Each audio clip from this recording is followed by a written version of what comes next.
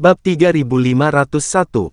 Jack menarik napas dalam-dalam, memutuskan bahwa dia tidak lagi ingin membuang waktu untuk mereka. Dia terangkat ke udara saat dia membentuk beberapa segel, mewujudkan 100 pedang jiwa di depannya. Pedang jiwa bersinar dengan rune abu-abu dan terpancar dengan kekuatan jiwa yang mengalir di dalam pedang jiwa. Jika seseorang melihat lebih dekat, seolah-olah ular kecil yang tak terhitung jumlahnya merayap di sekitar pedang jiwa. Joakim dan Josui bertukar pandang dan melihat rasa jijik yang mereka rasakan terhadap pihak lain. Joakim mengejek dan berkata, "Serahkan ini padaku. Jika kita berdua menyerang bersama, kita hanya akan mempermalukan diri kita sendiri." Dengan itu, dia melompat ke udara. Josui, sebaliknya, berdiri diam dengan tangan bersilang, tidak menunjukkan indikasi bahwa dia akan melakukan apapun. Dia memiliki senyum dingin di wajahnya saat dia memandang Rudy dan Chad. Sementara Chad menghela napas lega, mengetahui bahwa ini bukan pertarungan 2 lawan 1, dan merasa bebannya sedikit berkurang, Rudy menggelengkan kepalanya. Jika itu pertarungan 1 lawan 1, pertarungan ini tidak ada artinya lagi bagi Jack. Jack memandang Joakim di udara dan mengangkat alis dengan putus asa. Joakim mendengus, tidak membuang waktu untuk berbicara saat dia mulai mengepalkan tinjunya. 2 api merah naik dari tangannya, melayang di sekitar kulitnya. Ada energi yang kuat di dalamnya. Menyipitkan matanya sedikit, Joakim berteriak, "Teknik saya adalah teknik peringkat dewa tertinggi yang lebih rendah, tinju peledak, dan saya telah melatihnya ke tahap pertama. Bahkan mereka yang berasal dari klan kelas suci tahu untuk menghormatiku. Kamu hanya anak nakal dari dunia kelas 3, namun kamu berbicara dengan sangat sombong. Sudah waktunya bagimu untuk merasakan betapa besarnya dunia ini, bocah." Joakim mengepalkan tinjunya dengan erat saat dia mengaktifkan energi aslinya dan menyerang Jack. Tinjunya mengandung energi ledakan, dan nyala api menyerang Jack dengan cepat. Jack tersenyum, menggabungkan 50 pedang jiwa menjadi satu untuk membentuk pedang jiwa raksasa. Dia mendorong ke depan, dan pedang jiwa abu-abu juga ditembakkan. Dalam sekejap, tinju api dan pedang jiwa raksasa bentrok. Nyala api yang hebat sepertinya telah padam saat mereka berbenturan dengan pedang jiwa. Tinju itu sama sekali bukan tandingan Jack's Soul Sword. Energi di dalam pedang jiwa bahkan tampaknya tidak berkurang sama sekali saat pedang jiwa melesat ke depan, tidak melambat. Mata Joakim membelalak tak percaya. Pedang jiwa sangat cepat, dan tidak butuh waktu lama untuk mencapai Joakim. Dia meraung saat dia mulai membentuk lebih banyak segel. Api di sekitar tinjunya semakin membara. Dia menggertakkan giginya saat tinjunya menembak tepat ke pedang jiwa, tapi itu masih belum cukup untuk menghentikannya. Tidak peduli seberapa kuat api menyala, mereka padam saat mereka berbenturan dengan pedang jiwa. "Ah!" Joakim meraung saat dia mengayunkan tinjunya lagi. Pedang jiwa akhirnya berbenturan dengan tangan asli Joakim, tapi pedang itu menembus tinjunya. Bab 3502. Joakim hanya merasa tangannya terkoyak oleh energi tak berbentuk. Meskipun tidak ada luka di tangannya, jiwanya terasa seperti tercabik-cabik dari dalam. Pedang jiwa melukai jiwa seseorang, dan Joakim memandang saat pedang jiwa menembus tangannya tepat ke dadanya.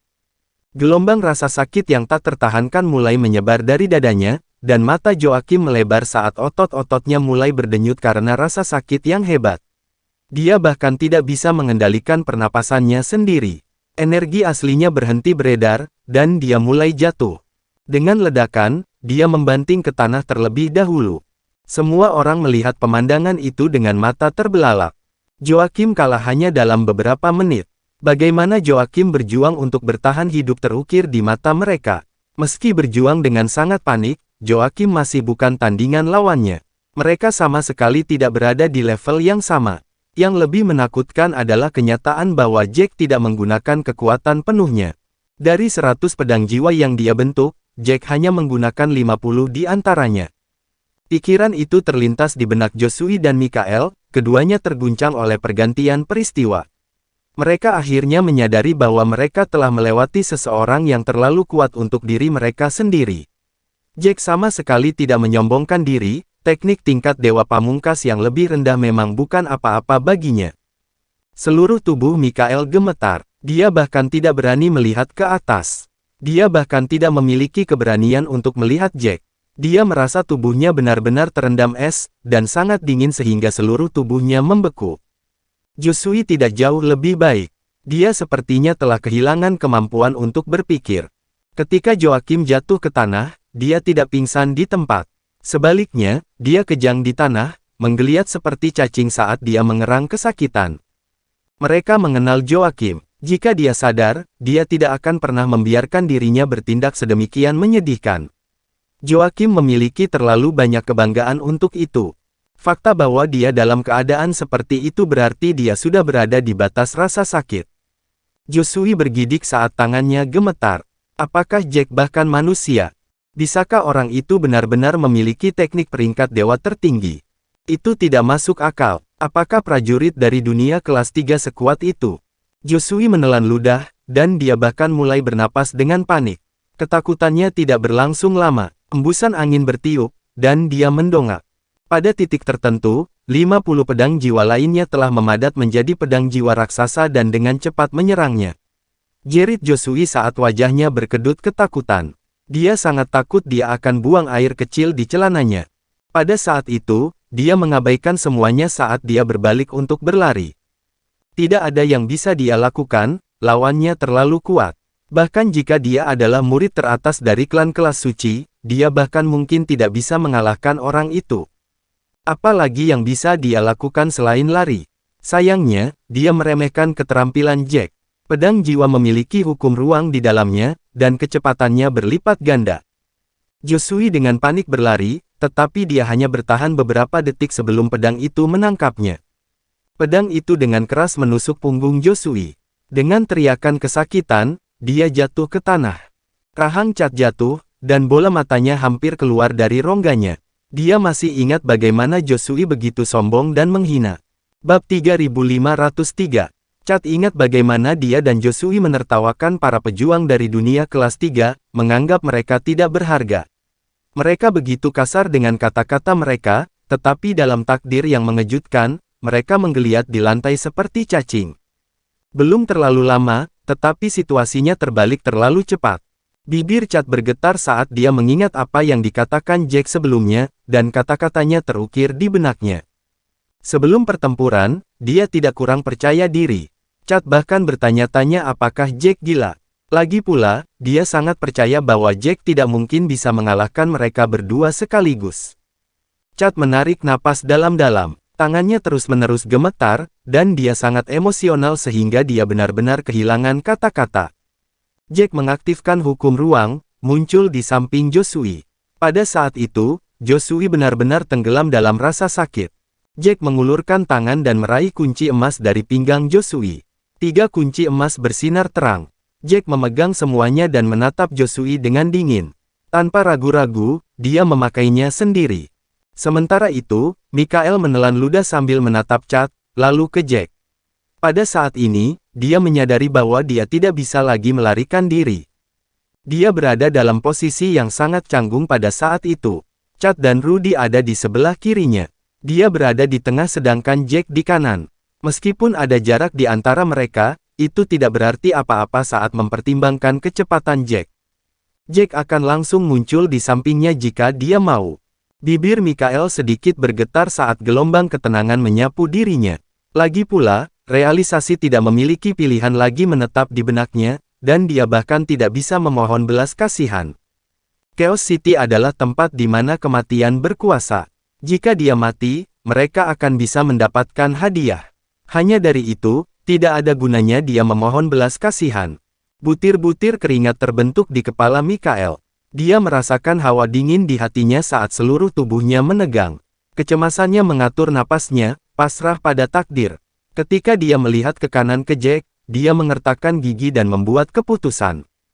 Lagi pula dia akan mati. Dia mengeluarkan pesona ukiran roh dan memegangnya di telapak tangannya. Saat Cat melihat itu, dia langsung berteriak, "Jack, dia mencoba merekam bagaimana penampilanmu dan mengirimkannya. Hentikan dia dengan cepat." Pesona ukiran roh adalah susunan khusus.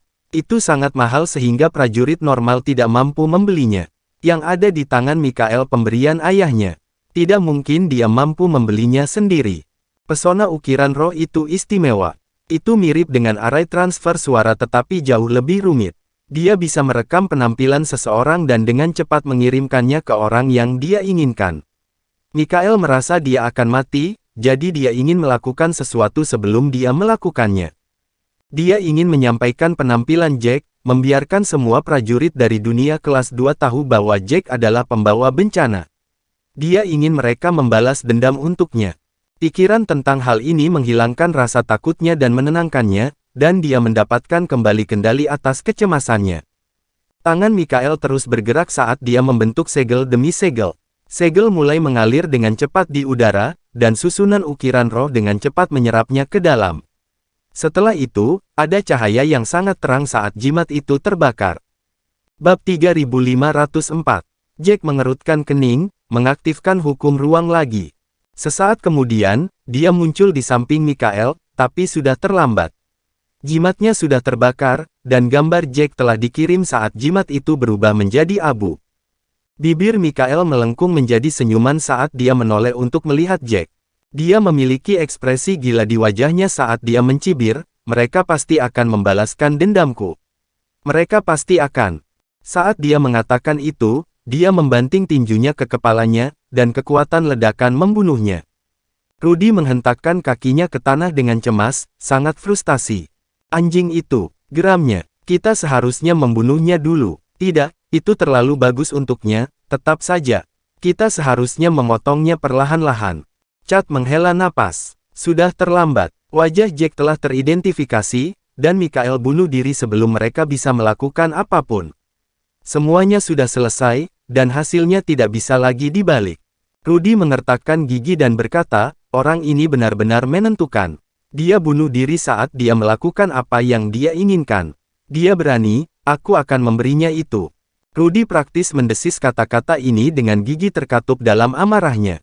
Chad memandang Rudy dan menggelengkan kepalanya, berkata, menurutku dia tidak berani. Rudy mengerutkan kening, memikirkan kata-kata itu dan mengakui bahwa Chad pada akhirnya benar dalam asumsinya. Dia akan melakukan hal yang sama seandainya dia berada di posisi Mikael, setidaknya penderitaannya akan berkurang. Rudy menghela nafas saat dia berjalan ke sisi Jack dan dengan cemas bertanya, apa yang kita lakukan sekarang? Apakah kita perlu menyamarkan diri kita sendiri? Jack menatap Rudy. Dengan apa yang terjadi, mereka perlu menyamar jika mereka menginginkan ketenangan pikiran. Namun, dia menggelengkan kepalanya setelah mempertimbangkan masalah itu. Dia berbalik dan berjalan ke Joakim dan, mengulurkan tangan, meraih 3 kunci di pinggang Joakim. Ini berarti Jack memiliki 7 cincin emas padanya. Jack sengaja memegang 1 kunci demi menarik musuh sementara 6 kunci lainnya ia simpan di Master Seat. Secara total, Jack memiliki 13 kunci. Angka itu seharusnya cukup untuk mendapatkan harta yang bagus, tapi itu masih jauh dari tujuan Jack. Chad berjalan ke Jack dan melihat cincin emas di sekitar Jack dengan kagum. Dia telah memberi dirinya tujuan sebelum ini. Dia ingin mendapatkan setidaknya 5 cincin agar sepadan. Jack mendapat 6 cincin dengan begitu mudah. Dengan keterampilan Jack, mendapatkan 10 lagi akan terlalu mudah baginya. Chad tidak bisa tidak meratapi kesenjangan dalam keterampilan mereka. Jack menoleh untuk melihat Chad, tersenyum tanpa kata. Rudy berkata, kemana kita selanjutnya? Dia menantikan apa yang akan mereka lakukan selanjutnya. Dia agak khawatir ketika mereka pertama kali memasuki Chaos City dan ketika dia mengetahui tentang aturannya. Dia bertanya-tanya berapa banyak pertempuran yang harus mereka perjuangkan untuk mendapatkan bahkan 1 kunci, tetapi sepertinya kekhawatirannya tidak perlu.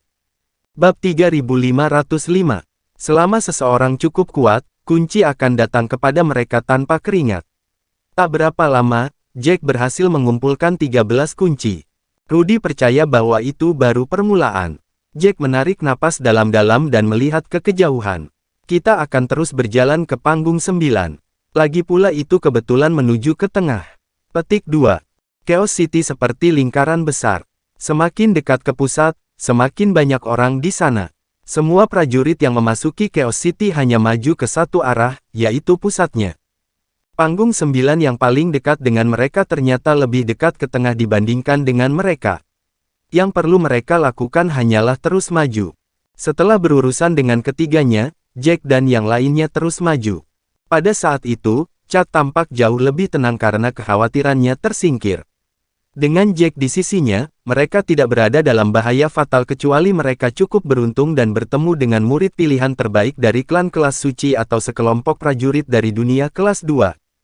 Hal lain hanya akan menjadi pembunuhan gratis bagi mereka.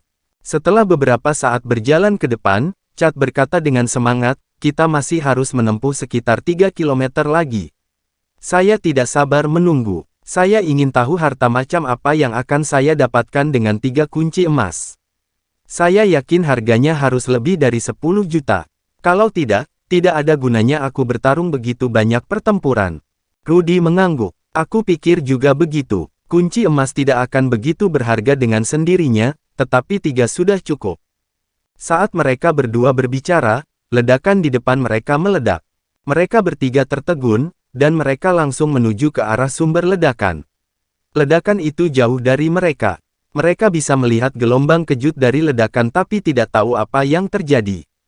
Sebelum mereka bertiga bisa mendiskusikan apa yang bisa terjadi, lebih banyak ledakan terjadi. Mereka dapat melihat gelombang energi dengan warna berbeda, dan jelas bahwa pertempuran telah terjadi. Mereka bertiga saling bertukar pandang terkejut. Jack mengerutkan kening. Ayo kita lihat. Kalian berdua, hati-hati dan ikuti di belakangku. Jika sesuatu terjadi, tinggalkan aku dan lari. Rudy dan Chad mengangguk. Tidak perlu mengatakan apa-apa pada saat itu. Jack adalah yang terkuat di antara mereka bertiga, dan dia pasti bisa mengulur waktu jika terjadi sesuatu yang berbahaya. Keduanya sudah cukup beruntung untuk membela diri. Mereka harus melarikan diri sementara Jack memberi mereka waktu.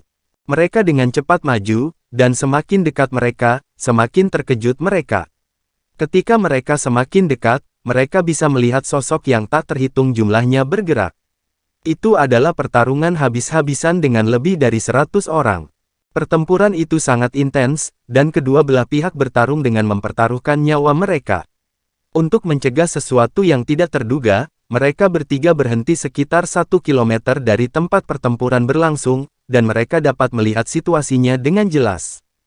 Setelah mengamati medan perang, Jack memutuskan bahwa itu adalah pertempuran antara dunia kelas 2 dan kelas 3. Para prajurit dari dunia kelas 3 ada di sebelah kiri, sedangkan pihak lain ada di sebelah kanan. Kedua belah pihak tampak sangat marah. Serangan dari berbagai atribut bentrok di udara, dan tanah penuh dengan kawah. Debu dan energi beterbangan kemana-mana, dan tanah dipenuhi mayat. Darah segar mengalir kemana-mana seperti sungai. Itu adalah pemandangan yang mengejutkan. Bab 3506.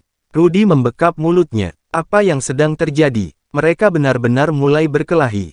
Saat itu, mereka telah mendiskusikan kemungkinan perang terbuka antara dunia kelas 2 dan 3. Pada saat itu, Jack telah memutuskan bahwa hal itu mungkin tidak akan terjadi. Bagaimanapun, dunia kelas 3 semuanya memiliki rencana mereka sendiri, dan bahkan jika mereka tidak menyukai para pejuang dari dunia kelas 2, mereka tidak akan mulai bertarung dengan mudah. Jika mereka melakukannya, prajurit dari dunia kelas 3 akan menderita akibat yang lebih besar daripada mereka yang berada di dunia kelas 2. Karena itu yang terjadi, mereka seharusnya tidak memulai pertempuran terbuka dengan mudah. Jack menarik napas dalam-dalam saat dia melihat ke medan perang yang intens, tidak tahu harus berbuat apa. Sesuatu yang tak termaafkan pasti telah terjadi, atau pertempuran sengit seperti itu tidak akan terjadi. Dengan ledakan besar lainnya, Jack melihat seorang prajurit hancur berkeping-keping. Lengannya terbelah menjadi 2, dan bagian tubuhnya yang lain tercecer di mana-mana. Beberapa lainnya terluka oleh gelombang kejut, namun demikian, pertempuran terus berlanjut. Tidak ada yang berhenti. Semua orang sangat pembunuh. Dia samar-samar bisa mendengar orang berteriak. Kamu hewan tercela. Hanya karena kami tidak melawan, kamu pikir kami tidak berharga. Apakah Anda pikir kami hanya ternak bagi Anda untuk melakukan apapun yang Anda inginkan? Izinkan saya memberitahu Anda, bahkan jika saya mati hari ini, saya akan menyeret Anda bersama kami. Kamu pikir kamu siapa? Apakah Anda pikir Anda memiliki lebih banyak jenius daripada kami? Kami melebihi jumlah Anda dengan banyak. Dalam hal jenius, kami tidak kurang dari Anda. Anda menyiksa kami sebelumnya, dan kami tidak melakukan apa-apa. Anda datang ke Chaos City untuk melakukan hal yang sama.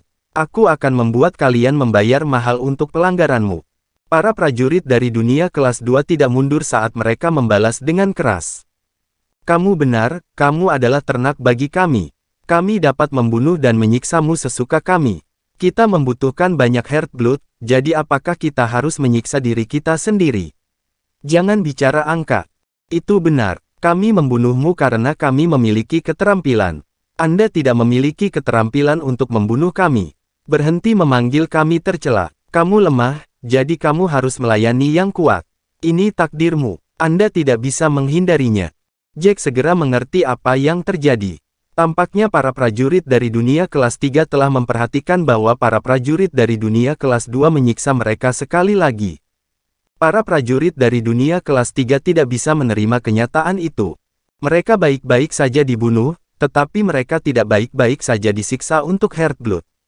Para prajurit dari dunia kelas 3 dibiarkan hidup untuk disiksa perlahan sampai rasa takut memenuhi tubuh mereka, ketika esensi darah di tubuh mereka akan mengalir ke jantung mereka. Semakin banyak rasa takut yang ada, semakin murni Heartblood itu. Karena itulah mereka menggunakan metode penyiksaan yang begitu kejam. Para prajurit dari dunia kelas 2 sama sekali tidak menganggap prajurit dari dunia kelas 2 sebagai manusia. Itu benar-benar membuat marah setiap prajurit dari dunia kelas 3. Mereka akhirnya terpojok. Kemarahan telah terakumulasi terlalu besar, dan itu benar-benar tersulut. Pertempuran dimulai, dan itu sangat intens. Namun, setiap prajurit dari dunia kelas 3 telah mengesampingkan semua pertimbangan mereka sendiri, berperang demi mereka, dan demi rakyat mereka sendiri. Tangan Rudy gemetar saat amarah membara dalam dirinya. Mereka melakukannya lagi. Saya pikir mereka akan berhenti setelah kami mengungkap rencana mereka dan tidak menggunakan metode kejam seperti itu lagi. Aku tidak percaya aku melebih-lebihkan mereka. Jack menghela napas saat dia menoleh untuk melihat Rudy. Suaranya dingin saat dia berkomentar, mereka harus membuka Radiant Hall, dan itu membutuhkan banyak Heartblood. Seperti yang pria itu katakan, mereka tidak bisa melakukannya sendiri, jadi kita adalah target alaminya. Bab 3507. Saat itu dikatakan, Chad berkata dengan suara gemetar, ini Quinton. Jack, lihat, murid tertua saya telah dikepung. Tolong, bantu dia. Banyak orang berada di medan perang, dan sulit membedakan mereka. Beberapa orang berada di pinggiran pertempuran juga. Relatif, mereka lebih terpecah, dan itu adalah pertarungan antar tim. Tim dari dunia kelas 2 akan menghadapi tim pejuang serupa dari dunia kelas 3. Pertarungan terdekat dengan Jack dan teman-temannya berjarak sekitar 100 meter dari mereka. Chad segera melihat rekan-rekan muridnya yang akrab. Quinton memimpin murid-muridnya dan melawan tim kecil dari dunia kelas 2 dalam pertarungan yang intens. Sisi Quinton berada di pihak yang kalah, sayangnya. Mereka telah dikepung oleh tim beranggotakan 8 orang. Chad tahu bahwa lawan mereka berencana menghabisi mereka semua, tidak ada yang selamat. Dia panik saat itu. Quinton bertanggung jawab dan melakukan perannya sebagai murid teratas, melindungi semua murid yang terluka. Dia sendiri tidak bernasib lebih baik, dengan semua luka di tubuhnya, tetapi dia hanya mengertakkan gigi dan berdiri tegak. Quinton tahu bahwa mereka bukan tandingan lawan mereka jauh lebih rendah dari segi keterampilan. Bahkan jika mereka memiliki 2 atau 3 orang lagi, hasilnya tidak akan berubah sama sekali. Pemimpin tim dari dunia kelas 2 bernama Brian Daly, yang berasal dari klan kelas suci. Dia berperingkat tinggi di antara murid-murid terpilih dan merasa Quinton berada di bawah perhatiannya. Quinton mencengkeram dadanya sambil memegang erat senjatanya di tangan satunya. Dia memiliki mata merah saat dia melindungi sesama muridnya, berencana untuk melawan sampai akhir. Brian tertawa ketika dia melihat mereka dengan jijik. Kamu berencana bertarung sampai akhir. Apakah Anda pikir Anda dapat menyeret kami ke bawah dengan Anda? Lupakan saja, kamu pikir kamu layak. Yang berharga darimu hanyalah disiksa oleh tangan kami. Meskipun kami tidak bisa mendapatkan darah jantungmu jika kami membunuhmu seperti itu, tidak masalah. Kita akan mendapatkan apa yang kita butuhkan. Aku masih punya banyak kesempatan untuk membunuh rekanmu yang lain. Quinton dan yang lainnya sangat marah saat mendengar ini. Kane, yang berada di belakang Quinton, berteriak, ayo lawan mereka sampai akhir, Quinton. Saya tidak peduli tentang hal lain. Aku bahkan tidak peduli jika aku mati. Saya ingin membuat mereka membayar. Itu benar, terdengar teriakan nyaring dari teman-teman Quintonnya. Siapa yang peduli dengan kematian? Saya akan mengambil satu dengan saya. Jika aku mati, aku mati. Jika ini terus berlanjut, toh kita akan mati di tempat lain. Quinton mengerutkan kening, tak berdaya melihat betapa beraninya para muridnya bertindak. Dia tidak ingin mereka mati di sini, tapi sepertinya tidak ada kemungkinan lain pada saat itu. Dia menggertakkan giginya dan berteriak, "Kamu benar. Sangat baik. Ayo berjuang. Kita harus menyeret mereka ke bawah, bahkan jika kita mati." Brian dan yang lainnya mencibir kata-kata itu. Di mata mereka, para prajurit dari dunia kelas 3 bahkan tidak layak menyentuh mereka. Mereka tidak akan memberi para prajurit itu kesempatan untuk melawan. Mereka dan para prajurit kelas 3 ini tidak berada di level yang sama. Selama prajurit dunia kelas 2 cepat, prajurit dari dunia kelas 3 bahkan tidak akan bertahan beberapa detik. Bab 3508. Quinton dan yang lainnya memutuskan saat itu juga bahwa mereka akan mati bersama. Mereka dengan dingin menatap lawan mereka. Tidak ada pilihan lain dalam situasi itu bagi mereka. Bahkan jika mereka harus mengorbankan diri mereka sendiri, mereka harus melukai lawan mereka dalam beberapa bentuk. Mereka tidak bisa menyerah karena tidak ada hal baik yang akan terjadi. Quinton menarik napas dalam-dalam dan menenangkan diri. Tidak ada yang tersisa kecuali tekad. Dia melihat ekspresi mengejek Brian. Quinton tahu apa yang mereka pikirkan, dan dia tahu bahwa mereka mencemooh prajurit dari dunia kelas 3.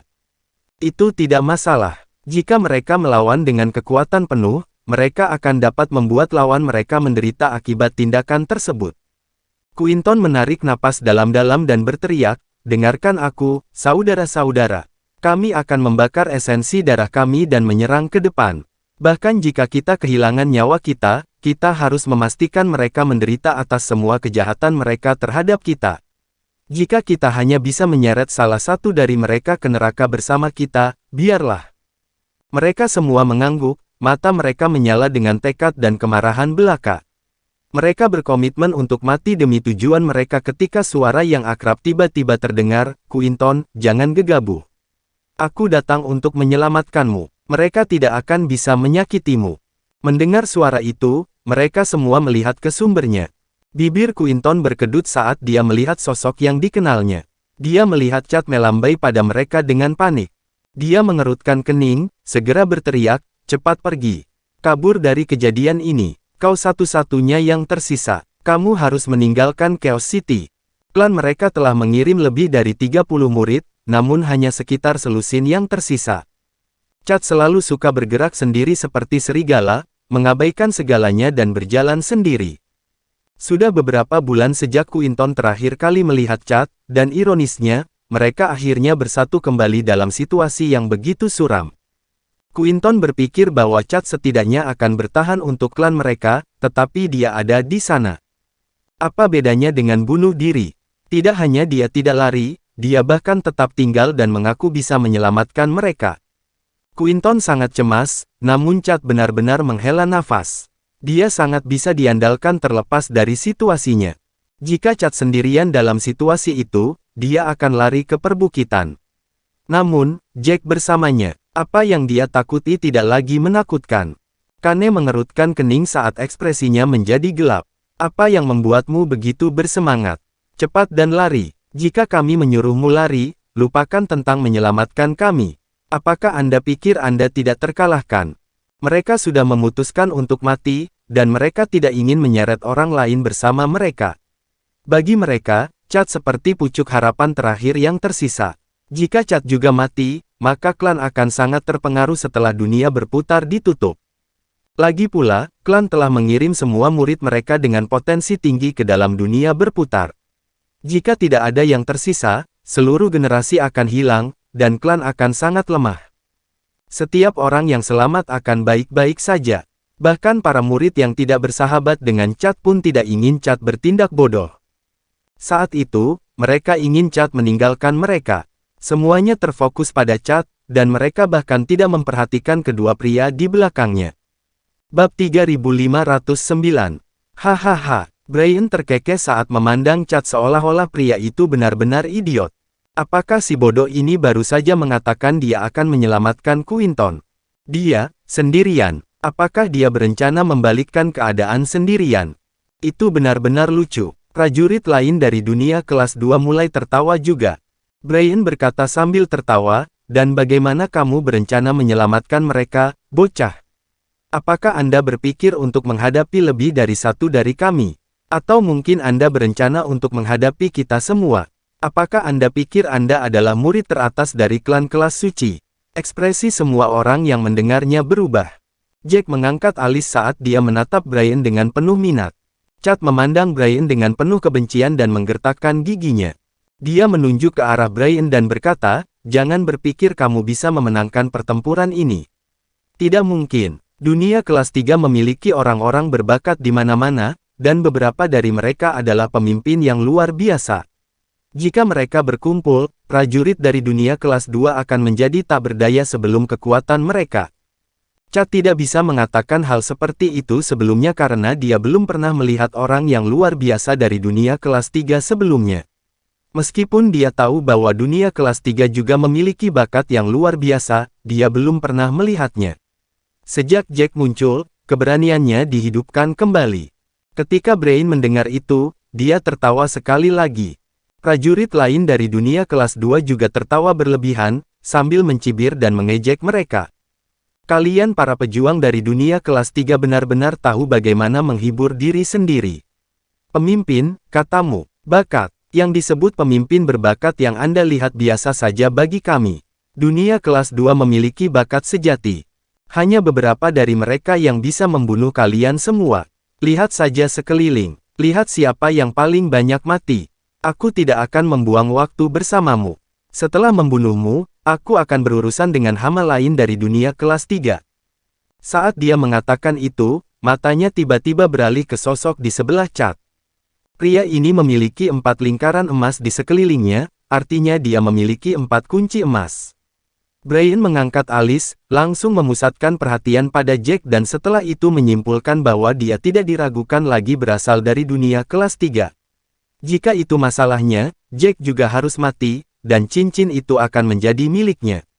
Brian menyeringai saat ekspresi bersemangat melintas di matanya. Chad memiliki 3 lingkaran di sekelilingnya, yang menghasilkan total 7 kunci di antara keduanya. Ada juga kunci emas pada Quinton dan yang lainnya. Pertempuran itu sangat menguntungkan. Brian memandang Jack dan berkata, "Tidak buruk. Sepertinya Anda cukup beruntung mendapatkan 4 kunci emas, tetapi keberuntungan ini milik saya sekarang. Kalian berdua memiliki total 7 kunci. Sisanya akan diberikan kepada sesama murid saya, tetapi yang Anda miliki adalah milik saya." Saat dia mengatakan itu, senyumnya begitu lebar hingga mencapai telinganya. Terlihat jelas betapa bahagianya dia.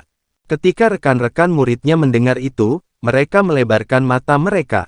Brian tidak menginginkan kunci Quinton dan yang lainnya, dan itu semua milik mereka. Bagi mereka, ini adalah kabar gembira. Bab 3510.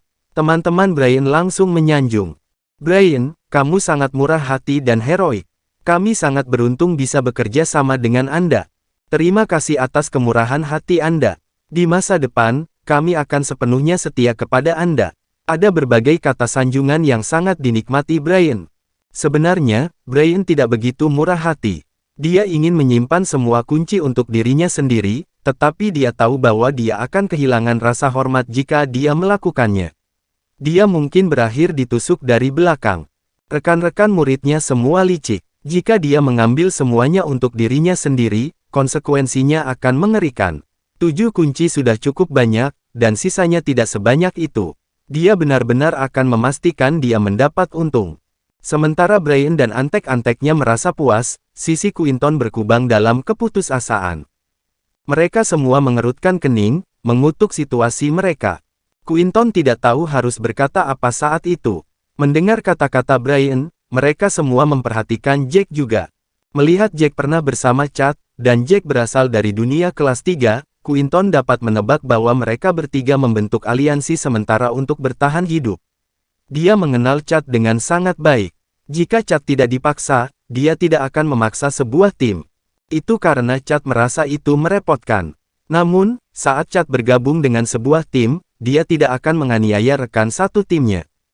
Quinton menarik napas dalam-dalam dan berkata kepada Chad tanpa daya, "Jangan bodoh. Cepat dan lari. Anda tidak perlu peduli dengan kami, pastikan Anda bertahan hidup." Quinton tidak punya pikiran lain selain memastikan Chad berhasil kabur saat itu juga. Semakin jauh Chad berlari, semakin baik. Dia sama sekali tidak ingin Chad kembali. Yang dia inginkan hanyalah agar Chad tetap aman sampai Chad dapat meninggalkan dunia berputar. Chad secara alami mengetahui kekhawatiran Quinton dan dengan emosional berteriak, "Jangan khawatir, Quinton. Aku bilang aku akan menyelamatkanmu, jadi percayalah." Dia mengulurkan tangan dan menepuk bahu Jack. "Dia bisa menyelamatkanmu." Brian tidak bisa menahan tawa lagi, merasa seperti badut. Tidak peduli berapa banyak dia dan teman-temannya tertawa, bagaimanapun, Jack tetap tenang sepanjang waktu sambil menatap Brian dengan dingin. Brian memiliki 4 lingkaran emas di sekelilingnya. Jack mengangkat alisnya dan berkata dengan nada kecewa, "Kenapa kamu hanya punya 4 cincin emas?" Brian berusaha menunjukkan keunggulannya dalam segala hal, jadi mengapa dia hanya memiliki 4 kunci? Seseorang sekuat dia harus memiliki setidaknya 10. Brian tiba-tiba berhenti menertawakan kata-kata Jack. Bibirnya berkedut, bertanya-tanya apakah dia salah dengar. Apa yang Jack katakan? Apakah dia baru saja bertanya mengapa dia hanya memiliki 4 kunci? Dalam kekecewaan seperti itu, pada saat itu, apakah pria itu berencana membunuhnya untuk mengambil kuncinya, tetapi menyesali bahwa dia memiliki terlalu sedikit? Bibir Brian berkedut saat dia menatap Jack. Ketika dia menyadari bahwa dia tidak salah, dia tidak tahu harus berkata apa. Pria yang sombong. Apa dia gila? Ketika Quinton mendengar Jack, Quinton melebarkan matanya sambil menatap Jack dengan bingung. Bersambung.